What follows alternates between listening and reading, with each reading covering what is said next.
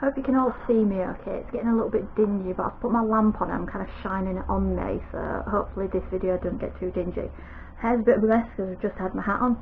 Today's MRI day, but MRI has already been done. I didn't get a chance to film this morning because my alarm is set for 7:30.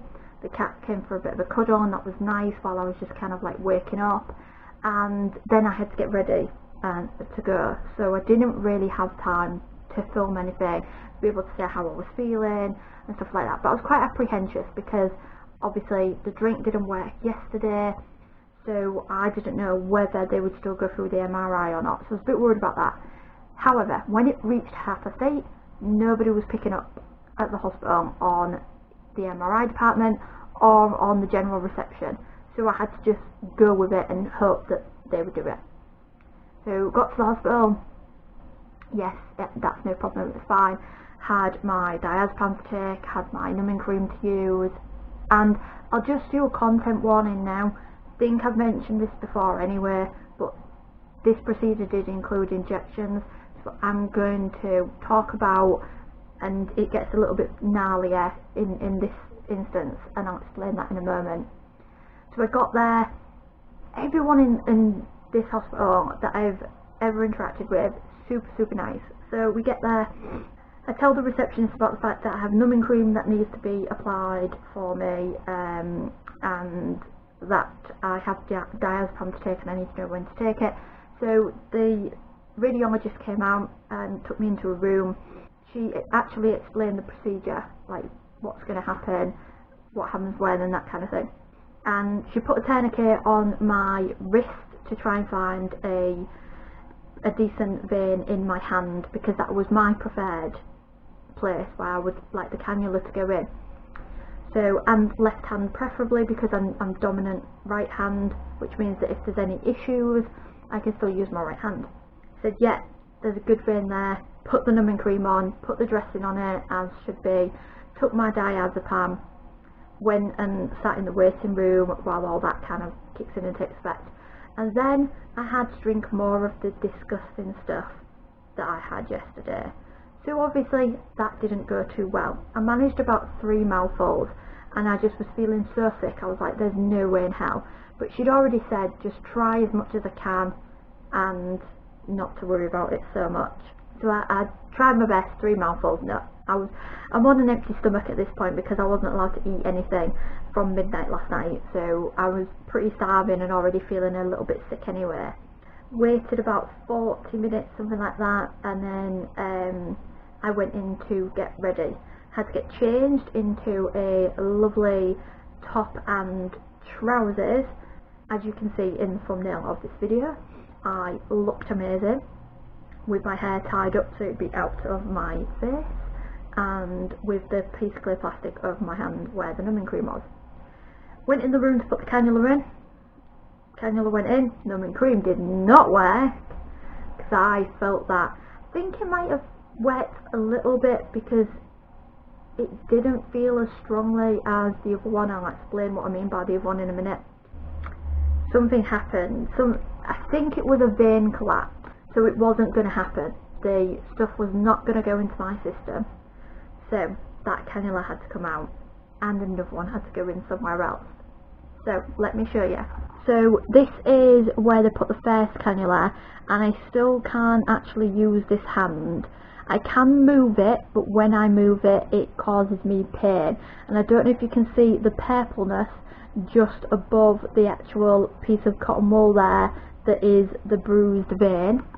So that was the first one. This is the second one.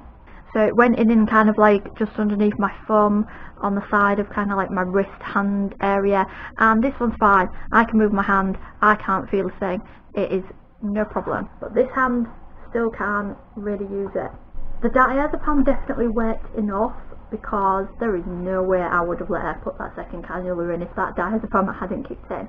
Went into the MRI room in my lovely snazzy top and trousers.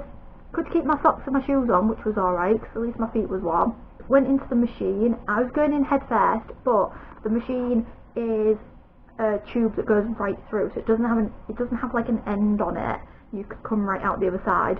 So even if you're in head first, if you just look up a bit, you can see out. So if you are a little bit claustrophobic, you've got that. But I just closed my eyes through it all. And they asked me what type of music I liked, and I said, well, I'm not really that fussed. I do like rock music, I don't mind classical. So they put the rock music on for me, which is great. Laid there listening to the likes of Alice Cooper and Meatloaf and things like that. That really did help. There was a lot of, it would tell me to breathe in, breathe out, hold my breath. There was a lot of that. And then, because the cannula was in my hand, was because I had to have stuff injected, so then they would say, you know, somebody's coming in to inject this and inject that. They made me feel a little bit funny. I could feel the dye going into my system. It felt a little bit, it wasn't really warm and it wasn't really cold, it was just a sensation. And then came out, felt a little bit, there was cold air blowing like into the machine from the kind of sides of the machine, and that actually made this hand that is hurting, made it hurt a lot more.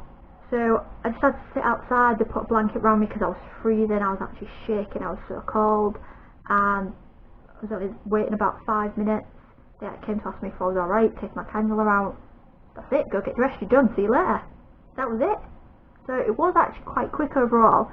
Getting dressed was fun though afterwards, because I couldn't use that hand, I couldn't grip with it. As soon as I tried to grip, it would be very painful, so I had to loosen my grip.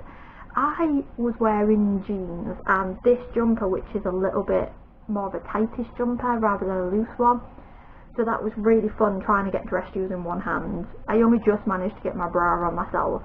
I was having to wonder whether I would actually have to shout a nurse to go get Aaron to help me get dressed or not, but I just about managed it.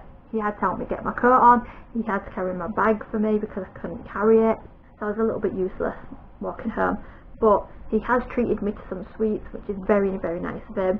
Got some food because I was starving. He has set me up nicely with, got a cup of tea that I'm about to drink. I've taken some painkillers to try and take the edge off the pain on that hand. He's fed the cat for me, and that's it. MRI adventure over.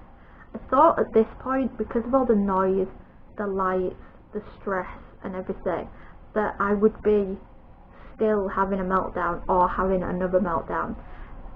It may hit me a little bit later, but right now I'm just feeling relief because it's all over and I'm back home, I'm in my safe space, the heating's on, I'm about to have a cup of tea and I can just chill and it's done and I don't have to worry about it anymore. And hopefully this hand won't hurt me for too much longer, because I only have 3 more days left to get everything done I need to do, and then it will be my travels to Hull. So there will be quite a few videos coming up over the next few days. You've had these videos leading up to the MRI, you're going to have me travelling to Hull, you're going to have me some videos around Hull if I manage to do anything. It's going to be fun filming while I'm out there for a change. It'll be the first time I've done that. But until then, hope you're all feeling as happy as I do right now at least. And I shall see you guys in the next video. Bye for now.